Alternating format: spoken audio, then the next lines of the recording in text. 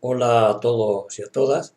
Lo primero que quiero hacer es pedir disculpas por no estar ahí, pero he tenido un compromiso de estancia en América Latina, concretamente en Uruguay y en Argentina, donde tengo ahora distintas actividades académicas, así como, o sea, que básicamente son clases, alguna conferencia y también estar con algunos de los doctorandos que tengo aquí. Eh, por otra parte, antes de comenzar quiero agradecer muy especialmente a los organizadores de este simposio, Adolfo Torres y Juan Francisco Bejarano, la oportunidad que me brindan de participar en él y sin más preámbulos para no entreteneros mucho, porque vosotros que estáis ahí en los que tenéis que ocupar el espacio que hay para la discusión. Voy a exponeros muy brevemente lo que son las ideas básicas de mi ponencia, que va, como sabéis, sobre seguridad y soberanía alimentaria locales en el contexto de la globalización actual. Bien, la globalización, como sabéis, es un fenómeno que está acarreando impactos bastante considerables en la generalidad de los entornos locales y muy especialmente en lo que son los entornos locales rurales. Entre esos impactos, uno de ellos es procesos de creciente pérdida de peso de lo que es la agricultura en la actividad económica de las comunidades locales rurales, es decir, lo que se ha llamado por muchos como procesos de creciente desagrarización. Procesos de creciente desagrarización que acontecen simultáneamente a lo que se llama la emergencia de nuevas ruralidades. Nuevas ruralidades que por lo tanto ya no se van a basar como la ruralidad tradicional básicamente en lo que era la producción agraria. O sea, en el contexto de las nuevas ruralidades, actividades del sector terciario, como pueden ser actividades de servicios o el turismo, están cobrando creciente peso en la economía local. No voy aquí a entrar a discutir lo que es ni a los impactos y los efectos y los posibles beneficios que está teniendo el turismo en esa zona, las resignificaciones simbólicas y culturales que está conllevando de esos territorios rurales, las transformaciones en la estructura ocupacional, la población ya no está básicamente ocupada en la agricultura, así como en la estructura social y económica de esos territorios. Pero sí me interesa el hecho de que paralelamente a la desagrarización, lo que estamos viendo es que se está produciendo una creciente industrialización de los procesos de producción de alimentos. O sea, los alimentos que consumimos ya cada vez están más elaborados, la mayoría de ellos, por procesos industriales.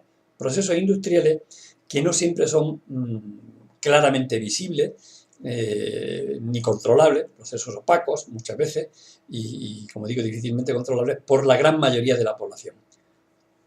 Y esto, esa es una de las consecuencias, pero claro, la generalización de la producción industrial de alimentos, la consecuencia que ha tenido es que por primera vez se pueden producir alimentos en masa, alimentos que lleguen a una gran cantidad de gente. Alimentos para satisfacer con creces las necesidades del mercado y alimentos que, como sabéis, que a veces sobran, los debates que hemos tenido o que hemos visto en la prensa, de si se tiraban esos alimentos había que repartirlos entre los que son más necesitados. Señal de que sobra la producción de alimentos. O sea, el problema entonces de las sociedades actuales es distinto del que era en las sociedades agrarias tradicionales. En las sociedades agrarias tradicionales, la producción de alimentos con escasa tecnología, con escaso desarrollo tecnológico y de escasa modernización, no siempre estaba garantizado que llegaran a la mayoría de la gente, cuanto que había una catástrofe como una inundación, una lluvia torrencial, un granizo, cualquier otro tipo de catástrofe, esa producción quedaba claramente amenazada y las hambrunas emergían en la mayoría de los casos y no había manera de atajarlas durante tiempo. Eran sociedades, por lo tanto, como se sabe, de subsistencia, de una escasez crónica y de una amenaza más o menos continua de lo que es el hambre. Todo esto parece que se supera, y esa es la ventaja de la producción industrial, porque se consigue producir alimentos suficientes y a precios baratos, a precios asequibles para una gran mayoría de gente. Claro, baratos, asequibles. El coste de la producción de alimentos que hoy llaman ecológicos, que están creciendo pero no todo lo que deberían, pues es más caro, es más elevado para muchos consumidores que lo que es el coste de la producción de alimentos de tipo industrial. Los precios son más baratos, con lo cual hoy por hoy la producción ecológica sigue siendo en gran medida producción para los bolsillos que se pueden permitir pagarla. Y la gran mayoría del público, sobre todo además en situaciones de pérdida del poder adquisitivo, como las crisis en las que estamos inmersos continuamente, y con especial gravedad en los últimos años, esa gente va a comprar los productos más baratos, los productos que tienen menor precio. Claro, esto en principio, eso de que los productos son más baratos, tienen menor precio, pero desde luego, y son más baratos para el consumidor, pero desde luego no son más baratos para la sostenibilidad del sistema en general, ni sus costes son menores. ¿Qué pasa con lo que es la producción industrial? Claro, la producción industrial no tiene en cuenta, no incorpora los costes de las consecuencias que tiene esa producción y de ahí que sean sus precios más baratos. O sea, no se incorpora los problemas alimentarios de salubridad. Estoy pensando en los temas de las vacas locas, las crisis y los escándalos estos del alimento de los pollos con dioxina, etcétera, etcétera. O sea, cuando hay problemas de lo que es la fumigación de determinadas zonas, el abuso de los fertilizantes, el abuso de los pesticidas, todo esto tiene costes sobre la cadena alimentaria y tiene también costes, como sabemos, sobre la salud de los que trabajan en esa zona y sobre la salud de los consumidores. ¿Y quién paga los costes en salud? Los paga, evidentemente, los presupuestos públicos, los presupuestos en salud de los estados. ¿Quién paga los costes sociales? El desempleo creciente de las zonas en las que se instauran un monocultivo creciente. Piensen, por ejemplo, el caso de la preponderancia creciente que está adquiriendo la soja, aquí donde me encuentro actualmente en Argentina, esa preponderancia creciente y, por lo tanto, se ha pasado de una biodiversidad de cultivos a un monocultivo.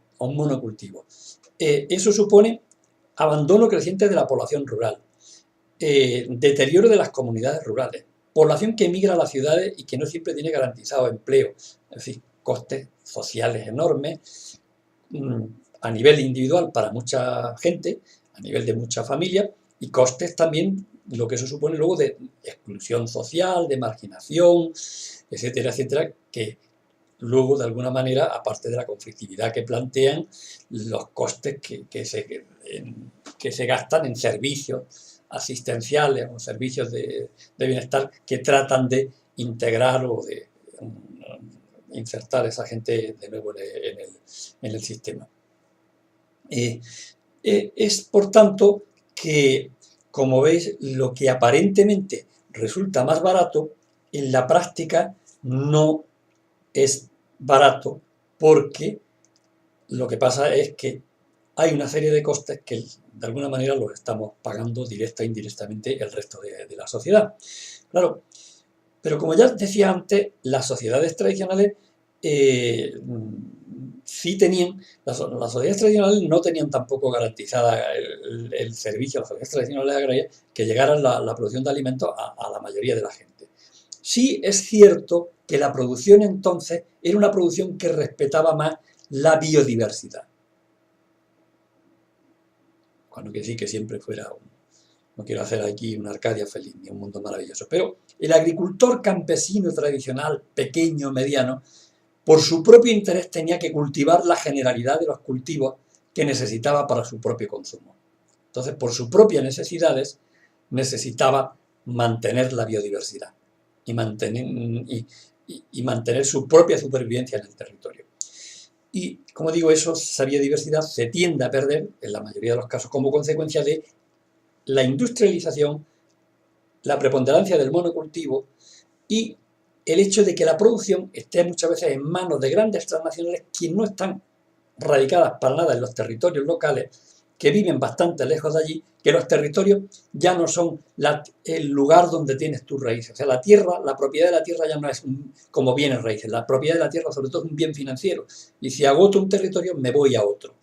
Entonces todo esto va a tener enormes consecuencias, como digo, y de ahí la necesidad y ese reto que tenemos hoy de trabajar porque los territorios recuperen esa biodiversidad. O sea, el reto es cómo con los desarrollos tecnológicos actuales conseguimos superar las limitaciones que tenían las sociedades tradicionales agrarias en lo que se refiere a su capacidad de producir alimentos para la gran mayoría, que tenían que ver con las limitaciones técnicas que tenía esa sociedad. Pues bien, superadas esas limitaciones técnicas, de lo que se trataría es de poner el desarrollo tecnológico al servicio de la mayoría de la gente.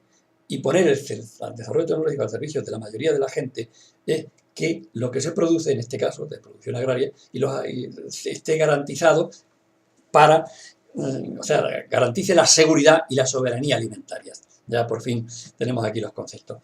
Seguridad alimentaria y soberanía alimentaria no es lo mismo, aunque a veces se las utilizan erróneamente como palabras que son sinónimos. No, no es lo mismo. Seguridad alimentaria es simplemente la capacidad de garantizar que haya alimentación suficiente para la generalidad de los habitantes de un territorio.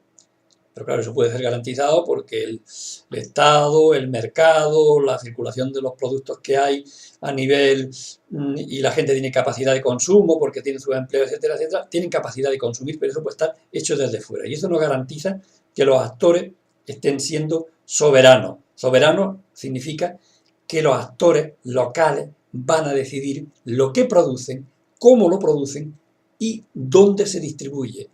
Comercio de cercanía, por ejemplo, para ahorrar los costes energéticos de los grandes desplazamientos de los productos a grandes distancias que están teniendo lugar hoy.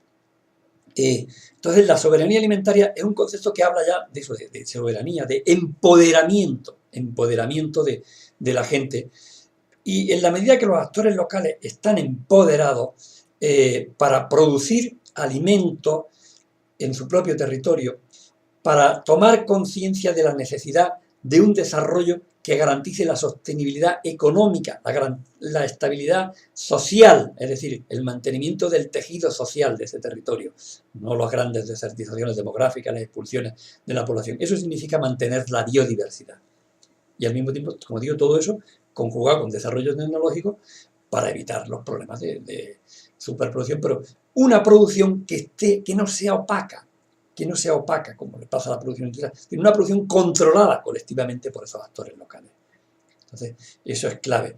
Y en la medida que esos actores locales están empoderados, digamos que también estamos construyendo comunidades resilientes, y la resiliencia va a ser también una garantía de la adaptación adecuada al entorno y de la adaptación adecuada a lo que es los retos que plantea la necesidad de mantener vivos social, económica, ambientalmente esos territorios. Ese es como digo, las claves están por ahí. Democratización de esos procesos, transparencia, empoderamiento de los actores, etcétera, etcétera. Hoy por hoy las cosas no caminan así. Muchos pequeños y medianos productores se están arruinando en muchos contextos, tienen que emigrar, tienen que dejar la agricultura. Los consumidores están crecientemente influidos por lo que es los productores están influidos por las directrices que les marcan las grandes transnacionales de qué producir, cómo producirlo y a qué precio venderlo. Y lo que es los consumidores por lo que son las directrices de consumo que les marcan también las grandes transnacionales alimentarias. Y veis, ese es el reto entre unos procesos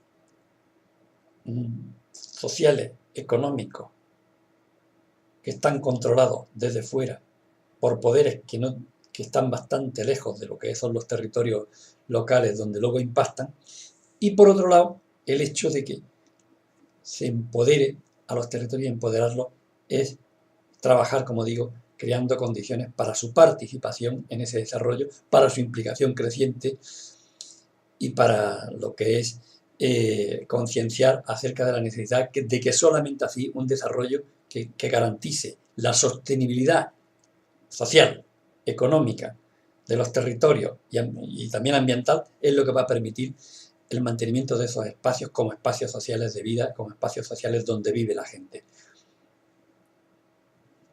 No voy a insistir más, no quiero alargarme más en el tiempo. Si tenéis alguna duda me escribís por correo electrónico, con mucho gusto debatiré con vosotros, ya que no puedo debatir ahora, y pues, incluso seguro que me aportáis algo a vosotros, a mí también. Lo que sí os pido que si me escribís, no me escribáis antes del 8 de diciembre, porque ahora estoy lejos, aquí no siempre tengo fácil acceso a internet. Un abrazo a todos, seguimos en contacto.